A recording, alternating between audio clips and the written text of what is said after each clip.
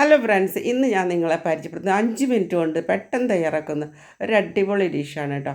അത് മത്തങ്ങ കൊണ്ടാണ്. മത്തങ്ങ ആരും നെറ്റിച്ച് വിളിക്കേണ്ട, നല്ല ടേസ്റ്റുള്ള കറിയാണ്. കേരളത്തുകാർ മത്തങ്ങ കൊണ്ട് എരിശ്ശേരി വയ്ക്കുക, അല്ലെങ്കിൽ പുളിങ്കറി, അല്ലെങ്കിൽ മിളക് വിഷി, ഇതൊക്കെയല്ലേ വയ്ക്കുള്ളൂ. ഇത് നോർത്ത് ഇന്ത്യൻ ഡിഷ് ഒന്നൊക്കെ പരിചയപ്പെടുത്തി തരാണ് നിങ്ങൾക്ക്. നല്ല ടേസ്റ്റ് ഉള്ളതുകൊണ്ടാണ് നിങ്ങൾക്ക് ഇതൊക്കെ പരിചയപ്പെടുത്തി തരുന്നത്.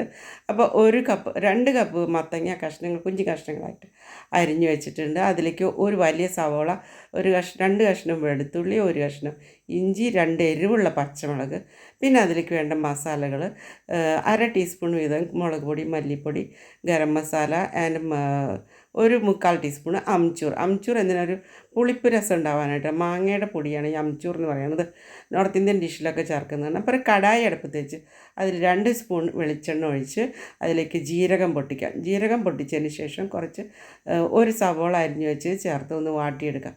ഒന്ന് വാടി വരുമ്പോൾ നല്ലപോലെ ഇളക്കി യോജിപ്പിച്ച് വാടി വരുമ്പോൾ നമുക്ക് അതിലേക്ക് ഇഞ്ചി, വെളുത്തുള്ളി, പച്ചമുളക് ഇത് ചേർക്കാം.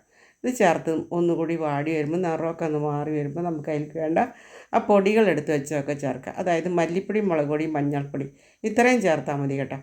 അംചൂർ ആൻഡ് ഗരം മസാല ലാസ്റ്റ് വെന്തതിന് ശേഷമാണ് ചേർക്കുക.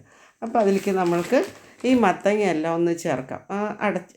മത്തങ്ങയെല്ലാം ഇട്ട് 1 ടീസ്പൂൺ മുളക് പൊടി ഇട്ട്, 1 ടീസ്പൂൺ ഉപ്പും ഇട്ട്, മുളക് പൊടി നേരത്തെ ചേർത്തായിരുന്നു, ഉപ്പും ഇട്ട് ഒരു 1/4 കപ്പ് വെള്ളം ഒഴിച്ച് നല്ലപോലെ ഇളക്കി യോജിപ്പിച്ച് അടച്ചു വെച്ച് ഒരു 5-10 മിനിറ്റ് ആയാലും പെട്ടെന്ന് വെന്ത് കിട്ടും.